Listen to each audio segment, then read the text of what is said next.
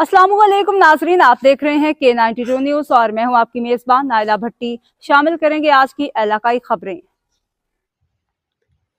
KHA Imtiaz Ali Shah 5A side hockey cup का final सनसनीखेज मुकाबले के बाद यूथ क्लब ने जीत लिया। फाइनल में अल सगीर क्लब को 10 के मुकाबले में 11 गोल से शिकस्त का सामना करना पड़ा।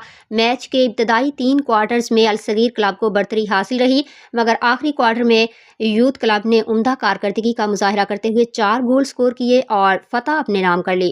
मेहमान खसूसी चौधरी मजहर इकबाल ने कहा कि हैदर हुसैन की कोशिशों की बदौलत पाकिस्तान हॉकी 13 साल बाद विक्ट्री स्टैंड पर वापस आई। मज़ीद जानते हैं हमारे स्पोर्ट्स रिपोर्टर मोहम्मद रेहान अकरम से।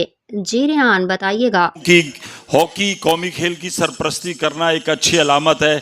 लोगों को अपनाइयत का एहसास होता है और खेलों से मुंसलिक जो मसाइल हैं वो आगे जाते हैं।